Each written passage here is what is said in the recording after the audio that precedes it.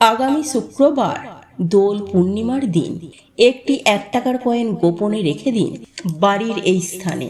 ঘরের সমস্ত বাস্তুদোষ দূর হবে, প্রচুর অর্থের আগমন ঘটবে, মা লক্ষ্মীর আশীর্বাদে আপনার পরিবারে ভরে উঠবে সুখ, শান্তি এবং সমৃদ্ধিতে।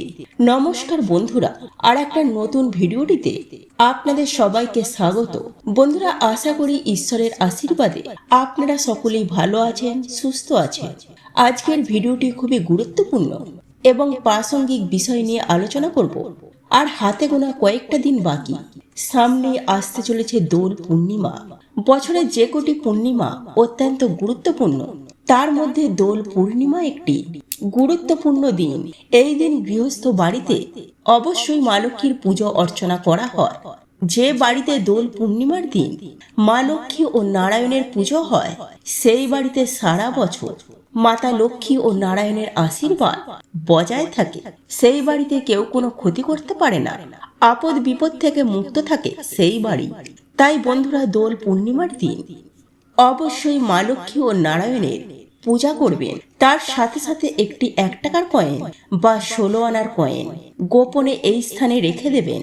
এই সামান্য একটি উপায়ের মাধ্যমে আপনার পরিবার থেকে যাবতীয় নেতিবাচক যে জিনিস আছে সেই সমস্ত কিছু দূর হবে। পরিবার থেকে রোগ, শোক, জ্বালা, যন্ত্রণা দূর হবে। এমনকি আপনার পরিবারে কোনো আপদ বিপদও কাছে আসতে পারবে না। এবং চিকিৎসার ক্ষেত্রে আপনার যে পরিমাণে অর্থ ব্যয় হয় সেগুলিও একেবারে বন্ধ হয়ে যাবে।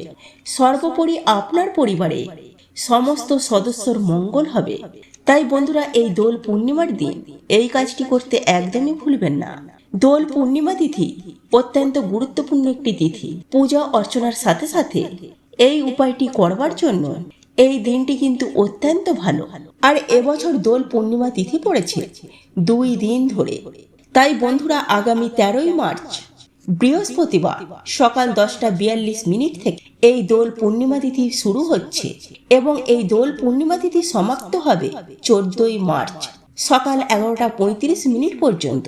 তাই বন্ধুরা, এবছর এই পূর্ণিমা তিথি পড়েছে 2 দিন ধরে। যেহেতু উদয় তিথি মেনে আমরা 14ই মার্চ শুক্রবার দিনটি দোল পূর্ণিমা হিসাবে গণ্য করে থাকি বা পালন করা হয়ে থাকে। কিভাবে এই উপায়টি করবেন, কখনই বা এই উপায়টি করবেন, সমস্ত কিছু আজকের এই ভিডিওটিতে আপনাদেরকে জানিয়ে দেব। আমার সকল দর্শক বন্ধুদের অনুরোধ করব যে ভিডিওটি সম্পূর্ণরূপে দেখবেন। দেখার পর যদি ভালো লাগে তাহলে অবশ্যই একটি লাইক করবেন, কমেন্টে লিখবেন জয় মা লক্ষ্মীর জয়, এবং অবশ্যই বন্ধুরা ভিডিওটি শেয়ার করবেন আপনার নিকট আত্মীয় স্বজন এবং বন্ধু বান্ধবদের সাথে, যাতে সবাই এই ভিডিওটি থেকে উপকৃত হয়। চলুন বন্ধুরা, আসা যাক মূল পর্বে। দোল পূর্ণিমার দিনটি অত্যন্ত পবিত্র একটি দিন। তাই এই বিশেষ দিনে কিন্তু বেলা পর্যন্ত ঘুমাবেন না, খুব তাড়াতাড়ি শয্যা ত্যাগ করবেন। বিশেষ করে সূর্যোদয়ের আগে ঘুম থেকে ওঠার চেষ্টা করবেন এবং ঘুম থেকে উঠে সূর্য উদয় দেখবেন। সেই দিন আপনার বাড়িঘর দর পরিষ্কার পরিচ্ছন্ন করে নেবেন এবং তারপর যত তাড়াতাড়ি সম্ভব স্নান সেরে নেবেন। পূর্ণিমা তিথিতে যে কোনো পবিত্র নদী বা গঙ্গা স্নানে অধিক পুণ্য অর্জন হয়। তাই আপনার বাড়ির আশেপাশে যদি কোনো পবিত্র নদী বা মা গঙ্গা থাকে তাহলে আপনি অবশ্যই সেখানে গিয়ে স্নান করতে পারেন। কিন্তু যদি আপনার বাড়ির আশেপাশে সেরকম কোনো পবিত্র নদী বা গঙ্গা না থাকে বা আপনার যাওয়ার অসুবিধা থাকে, তাহলে সেক্ষেত্রে আপনি বাড়িতেই স্নান করে নেবেন এবং স্নান করে শুদ্ধ বস্ত্র পরিধান করে আপনার বস্ত্রে এবং আপনার মাথায় সর্বত্র গঙ্গা জলের ছিটা দিয়ে দেবেন। শুধুমাত্র তাই নয়, আপনার বাড়ি ঘরদোরেও তার আগে ভালোভাবে পরিষ্কার পরিচ্ছন্ন করে নেবেন এবং বাড়ি ঘরদোরেও সর্বত্র গঙ্গা জলের ছিটিয়ে দেবেন। এবং সেই দিন বাড়ির মুখ্য দরজায় 1 ঘটি জল ঢালতে কিন্তু কখনোই ভুলবেন না। এই ছোট ছোট জিনিসগুলো কিন্তু আমাদেরকে মানতেই হবে। বাড়ি ঘরদোর একদম পরিষ্কার পরিচ্ছন্ন না রাখলে মা লক্ষ্মী কখনোই সেই ঘরে প্রবেশ করে না। মা লক্ষ্মী সব থেকে যেটা পছন্দ করে সেটা হলো পরিষ্কার পরিচ্ছন্নতা। তাই সেই দিকে সব থেকে বেশি খেয়াল রাখবেন। তারপর আপনি শুদ্ধ বস্ত্র পরিধান করে স্নান সেরে ঠাকুর ঘরে প্রবেশ করবেন। সেই দিন মা লক্ষ্মীর বিশেষ পুজো অর্চনা করে নেবেন। মা লক্ষ্মীর পুজো অর্চনার সঙ্গে সঙ্গে আপনি নারায়ণ ভগবানেরও পূজা করবেন। মা লক্ষ্মী হচ্ছেন পদ্মাসনা, তাই সেই দিন মা লক্ষ্মীর জন্য অবশ্যই একটি পদ্ম ফুল নিয়ে আসবেন এবং চন্দন সহযোগে মা লক্ষ্মীর চরণের সামনে সেই ফুলটি নিবেদন করবেন। মা লক্ষ্মীর জন্য সেই দিন নতুন বস্ত্র বা নতুন লাল রঙের ওড়নাও নিয়ে আসতে পারেন। অবশ্যই একটি মালা নিয়ে আসবেন, ফুলের মালা। সেটিকে মা লক্ষ্মীকে পরিয়ে দেবেন। আপনার সাধ্যমতো নৈবেদ্য সাজিয়ে দেবেন। আপনি সাধ্যমতো ফল, মিষ্টি ইত্যাদি নৈবেদ্য সাজিয়ে দিতে পারেন। অনেকেই দোল পূর্ণিমা তিথিতে মা লক্ষ্মীর জন্য পায়েস বা পরমান্ন ভোগও বানান। তবে অবশ্যই যেটি মা লক্ষ্মীর চরণের কাছে নিবেদন করবেন সেটি হচ্ছে অক্ষত বা নিখুঁত পান এবং তারই ওপরে একটি সুপুরি। আর এই পান আর সুপারির মধ্যে সিঁদুরের তিলক দিতে কখনোই ভুলবেন না। এবং তারই সাথে দেবেন একটি 1 টাকার কয়েন বা 16 আনার কয়েন।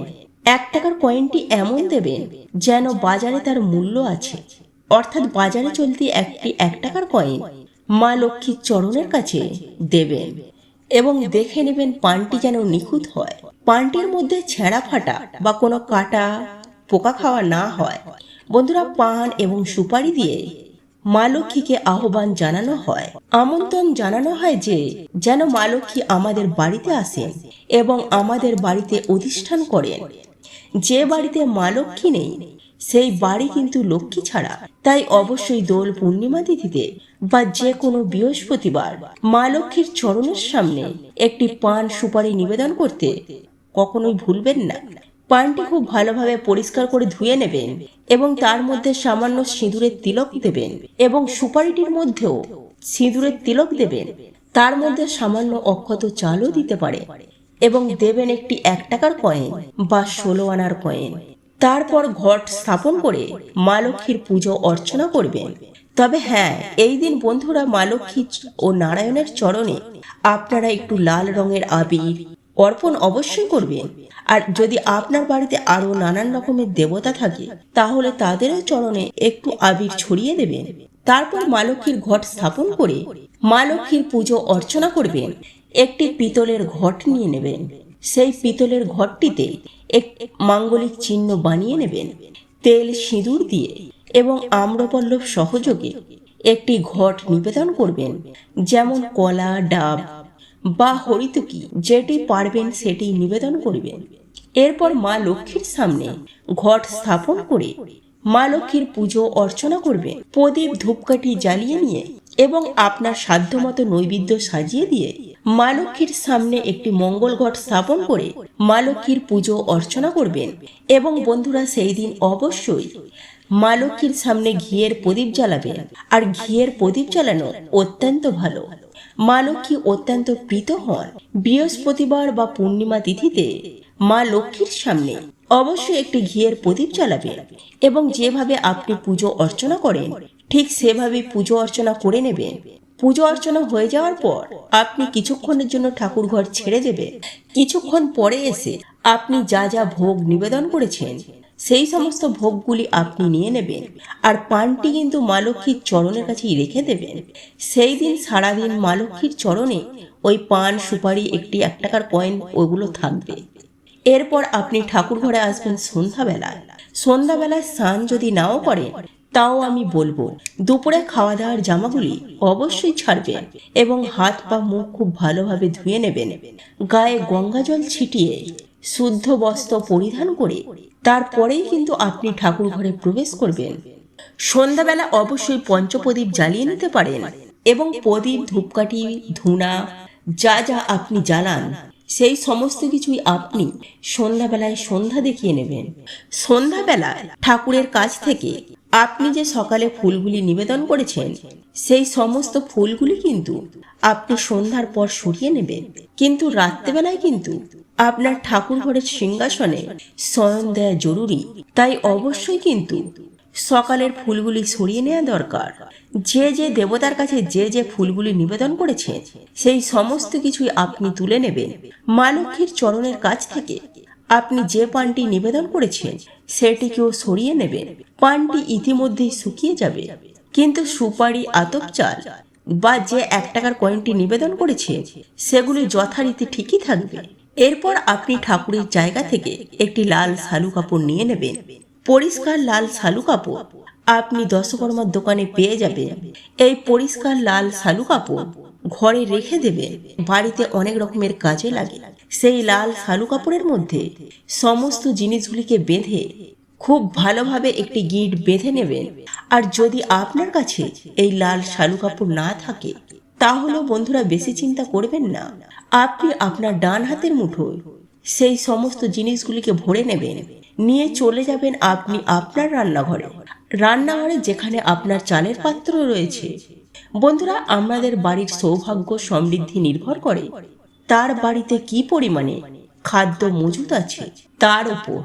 বাড়ির ধান বা বাড়ির যে চাল, সেটা কিন্তু বাড়ির সুখ সমৃদ্ধি ও শান্তির প্রতীক। সেই জন্যই তো আমরা বলি ধনধান্যে ভরপুর।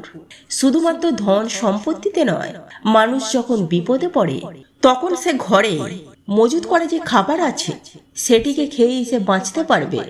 টাকা পয়সা খেয়ে কিন্তু মানুষ বাঁচতে পারে না, তার বাঁচার জন্য অন্যের প্রয়োজন। তাই বন্ধুরা, বাড়ির যে রান্নাঘর এবং রান্নাঘরে যে চালের পাত্র, সেই জায়গা কিন্তু অত্যন্ত পবিত্র জায়গা এবং একটা বাড়ির সৌভাগ্যের প্রতীকও। তাই আপনার হাতে যে জিনিসগুলি রেখেছেন সেই সমস্ত কটা জিনিস আপনি নিয়ে চলে আসবেন আপনি আপনার রান্নাঘরে এবং চালের পাত্রের মধ্যে খুব ভালো করে মিশিয়ে দেবেন। কাজটি যখন করছেন তখন খেয়াল রাখবেন বাড়ির বাইরের লোক যেন এই কাজটি করা যেন না দেখে। আপনি আপনার বাড়ির ভালোর জন্য এই উপায়টি করছেন, তাই বাইরের লোকের চোখের অন্তরালে আপনারা করবেন। তবে হ্যাঁ, বাড়ির বাইরের লোকের চোখের দৃষ্টি এতটা খারাপ হয় যে অনেক সময় আমরা বুঝতে পারি না। তারা হয়তো আমাদের কাছে লোক হিসাবে আমাদের সাথে থাকে, কিন্তু একটা চোখের দৃষ্টি বা একটা নজরে একটা ভালো কাজও খারাপ হয়ে যেতে পারে। তাই বন্ধুরা, কাজটি আপনারা করতে পারবেন, কিন্তু আপনি কোনো বাইরের লোকের সামনে করবেন না। আপনারা বাড়ির লোকের সামনে করতে পারেন। আপনার বাড়ির সদস্যরা দেখলে কোনো সমস্যা নেই এবং ওইগুলো যদি আপনি লাল শালু কাপড়েও বাঁধেন তাহলেও হবে।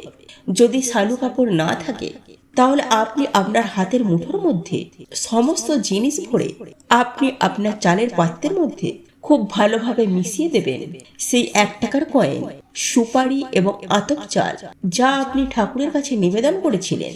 সমস্ত কিছুই আপনার চালের পাত্রে ভালোভাবে মিশিয়ে দেবেন। এর সাথে সাথে 2টি সতর্কতা অবশ্যই মানবেন। সেটি হচ্ছে, সেই দিন কিন্তু আমিষ জাতীয় খাবার রান্না করবেন না বা ঘরে প্রবেশ করাবেন না। ঘরেও সেই দিন যেন আমিষ জাতীয় খাবার কেউ না খায়, সেই বিষয়টিও খেয়াল রাখবেন। এবং দ্বিতীয় হচ্ছে, রান্নাঘর খুব ভালোভাবে পরিষ্কার পরিচ্ছন্ন করে রাখবেন এবং রান্নাঘরের মধ্যে কোনো ধরনের এঁঠো বাসনপত্র না থাকে। এই দুটো জিনিস আপনাকে খুব ভালোভাবে দেখতেই হবে।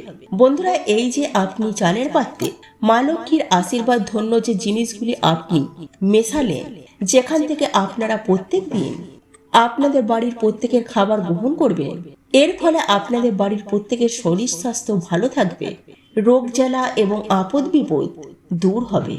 তো বন্ধুরা, আজকের ভিডিওটি এই পর্যন্তই। ভিডিওটি দেখে যদি আপনাদের ভালো লেগে থাকে তাহলে ভিডিওটিতে অবশ্যই একটি লাইক করবেন এবং এই চ্যানেলে নতুন হয়ে থাকলে চ্যানেলটিকে অবশ্যই সাবস্ক্রাইব করে দেবেন। তো সবাই ভালো থাকবেন, সুস্থ থাকবেন। জয় শ্রীকৃষ্ণ। রাধে রাধে।